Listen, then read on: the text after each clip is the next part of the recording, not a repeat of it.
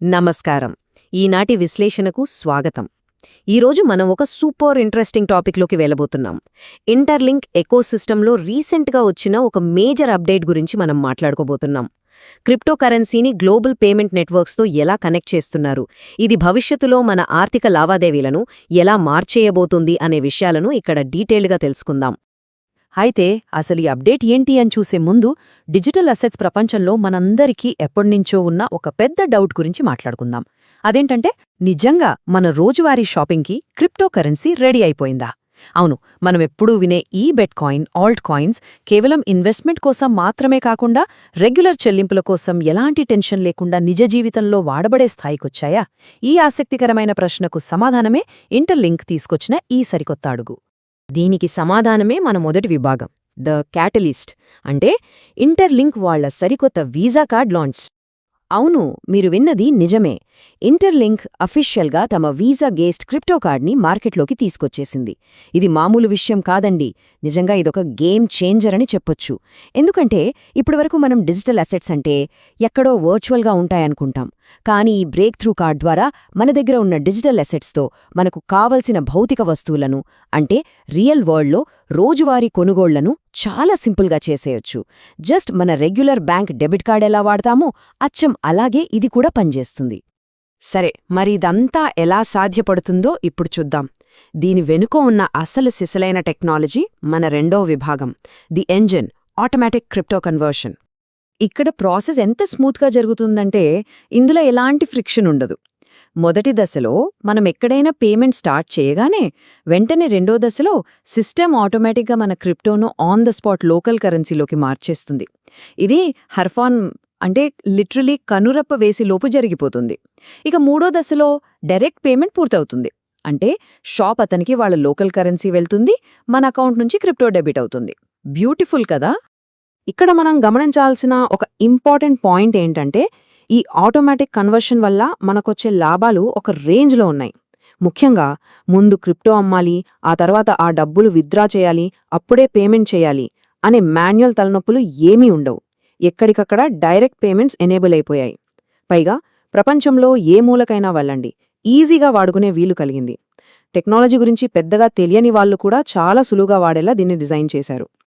ఇప్పుడు మనం మూడవ విభాగంలోకి వెళ్దాం, the expansion, master card integration గురించి ఇప్పుడు నడుస్తున్న ఒక ఆసక్తికరమైన చర్చ. సో ఇంటర్లింక్ ఇప్పుడు మాస్టర్ కార్డ్తో కూడా చేతులు కలపబోతోంది అనే వార్త బయట గట్టిగా వినిపిస్తోంది. అయితే ఇక్కడ అందరి బుర్రల్ని తొల్చేస్తున్న ఒక పెద్ద ప్రశ్న ఏంటంటే, మాస్టర్ కార్డ్ వస్తే ఇక ముందు నుంచి ఉన్న వీసాని తీసేస్తారా, లేక వీసా మాస్టర్ కార్డ్ రెండూ కలిసికట్టుగా పనిచేస్తాయా అనే కన్ఫ్యూజన్ చాలామందిలో ఉంది. కానీ అందుబాటులో ఉన్న సోర్సెస్ ప్రకారం ఇది కేవలం ఒక నెట్వర్క్ను మరొకటి రీప్లేస్ చేయడం కాదు. మీరిక్కడ ఉన్న పోలికను గమనిస్తే ఆ తేడా స్పష్టంగా అర్థమవుతుంది. ఎడమవైపు చూస్తే సింగిల్ నెట్వర్క్, అంటే ప్రస్తుతమున్న వీసా మోడల్. ఇదిప్పటికే ఎంతో సమర్థవంతంగా పనిచేస్తోంది. కానీ కుడివైపు చూడండి, వీసా ప్లస్ మాస్టర్ కార్డ్. ఈ డ్యూయల్ నెట్వర్క్ సపోర్ట్ గనుక వస్తే ఈ సిస్టమ్ కెపాసిటీ అమాంతం పెరిగిపోతుంది.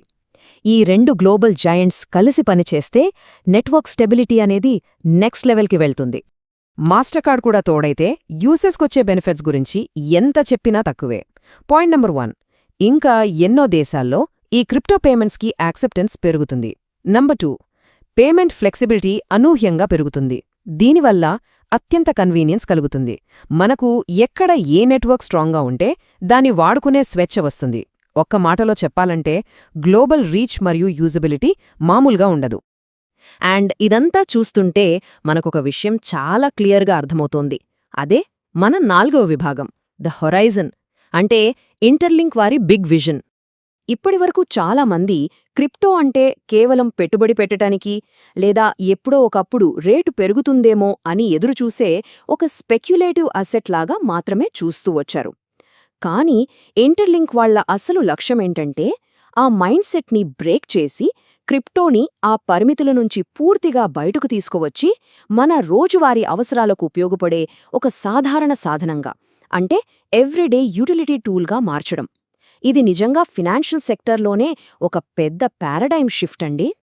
ఇమాజిన్ చేసుకోండి, మనం రెగ్యులర్గా చేసే షాపింగ్ లేదా మనం వాడుకునే ఆన్లైన్ సర్వీసెస్, మంత్లీ సబ్స్క్రిప్షన్స్ చెల్లించడం, ఇలా ప్రతి ఒక్క ఫినాన్షియల్ ట్రాన్సాక్షన్ని అతుకులు లేకుండా డైరెక్ట్గా బ్లాక్ చైన్తో లింక్ చేయడం. ఇదే వాళ్ల విజన్. ఇది పూర్తిగా అమల్లోకొస్తే ఈ సాంప్రదాయ బ్యాంకింగ్కి, క్రిప్టోకి మధ్య ఉన్న గోడ మొత్తం బద్దలైపోతుంది. సో ఫైనల్గా మనం అర్థం చేసుకోవాల్సిన ఒక కన్క్లూజన్ ఇక్కడుంది. ఈ డిజిటల్ అసెట్కి ఎప్పుడైతే వీసా మరియు మాస్టర్ కార్డ్ లాంటి గ్లోబల్ దిగ్గజాల సపోర్ట్ పూర్తిస్థాయిలో తోడవుతుందో అది ప్రపంచంలోనే అత్యంత బలమైన గ్లోబల్ పేమెంట్ సిస్టమ్ని క్రియేట్ చేస్తుంది. ఇది రియల్ వరల్డ్లో మనం రోజూ ఎలాంటి టెన్షన్ లేకుండా వాడుకోగలిగే ఒక పటిష్టమైన క్రిప్టో ఎకోసిస్టమ్కు పునాది వేస్తుంది. మొత్తంగా చూస్తే ఇంటర్లింక్ చాలా సైలెంట్గా కానీ ఎంతో స్ట్రాంగ్గా ఈ రియల్ వరల్డ్ యూజబుల్ క్రిప్టో ఎకోసిస్టమ్ని బిల్డ్ చేస్తోందని మనకు స్పష్టంగా కనిపిస్తోంది. ఈ ఇన్ఫ్రాస్ట్రక్చర్ ఇలాగే బలపడుతూ పోతే ఫ్యూచర్లో మన పేమెంట్ సిస్టమ్స్లో మనం ఖచ్చితంగా విప్లవాత్మక మార్పులు చూస్తాం. ఈ అనాలిసిస్ మీకు హెల్ప్ అయిందని ఆశిస్తున్నాం. ఈ టాపిక్పై మీ అవగాహనను పెంచే ఇలాంటి మరిన్ని ఇంట్రెస్టింగ్ క్రిప్టో అప్డేట్స్ కోసం ఛానల్కు తప్పకుండా లైక్ మరియు సబ్స్క్రైబ్ చేయండి. ఇక ముగించే ముందు ఒక ఆలోచింపజేసే ప్రశ్నతో మిమ్మల్ని వదిలేస్తున్నాను.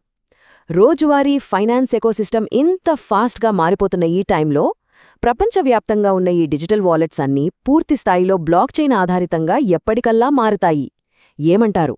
ఈ మార్పు మనం ఊహించిన దానికంటే త్వరగానే రాబోతోందా? ఆలోచించండి. మరిన్ని అద్భుతమైన అంశాలతో తదుపరి విశ్లేషణలో కలుద్దాం. అంతవరకు సెలవు.